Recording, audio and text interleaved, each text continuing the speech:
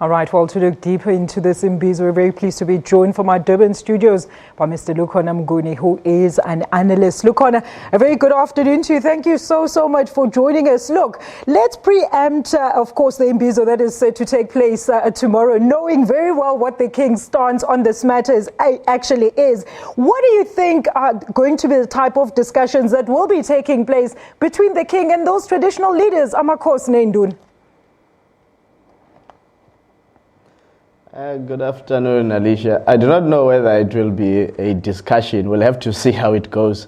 At times, the King does summon an Imbizo only to give, let's say, to some extent, marching orders about contentious issues at play. One must appreciate the fact that King Goodwill Zwelithini is an important stakeholder in the land debate, especially as it has effect to KwaZulu-Natal. The Ingonyama Trust holds about 30% of the land in KwaZulu-Natal, and that's a significant portion. And it's mainly land in deep rural areas, and in some areas that are quite peri-urban in actual fact.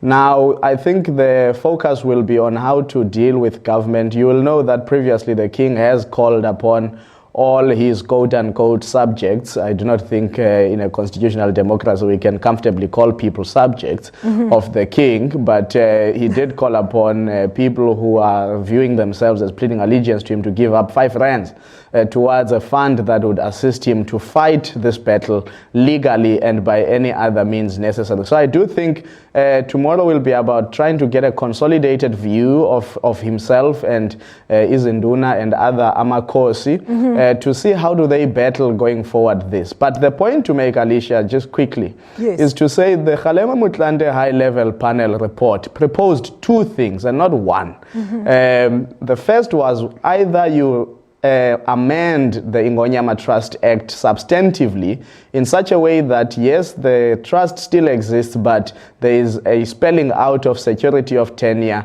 for people that reside on the land that is under the custodianship of the Ingonyama Trust. And of course, lastly, either you then scrape the trust altogether. What has been much focus has been the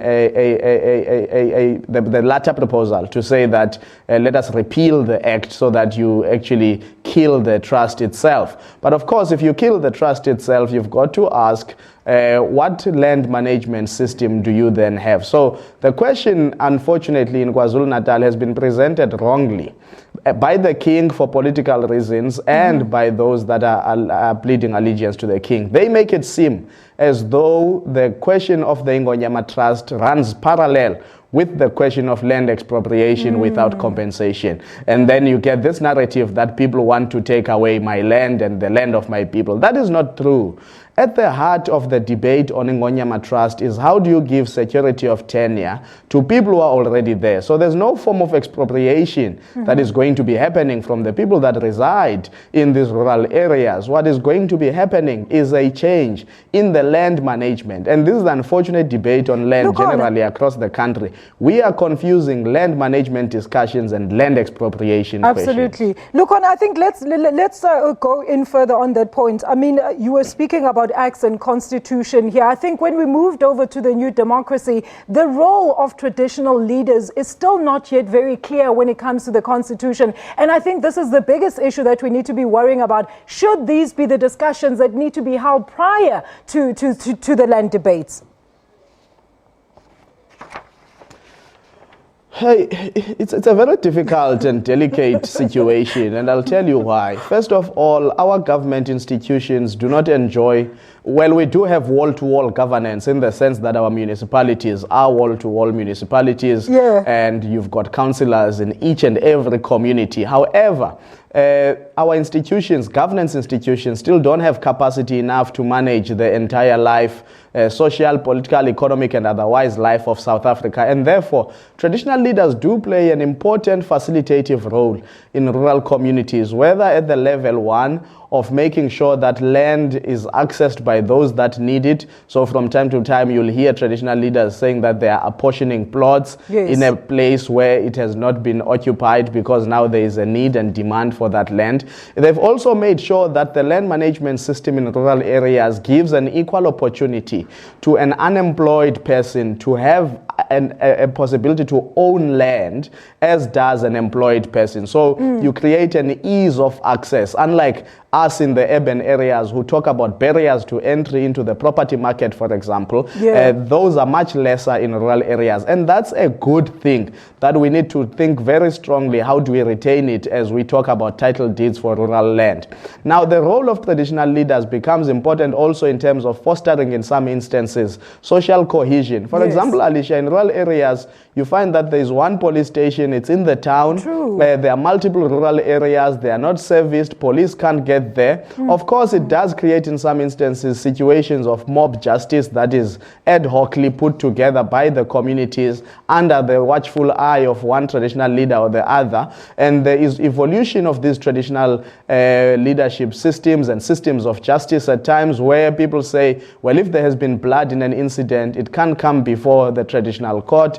It must go to the police and be adjudicated in a civil court. Absolutely. Lukhona, before I let you go, I mean, it's a very important point that you're raising as well, because, I mean, coming from KZN myself, I know the importance about land. You find ancestral burial grounds, so land basically is tied to the identity of one. But let's wrap this discussion. The king did threaten bloodshed. He said, should this issue of the land not be properly looked into. I mean, let's look at the long-term implications.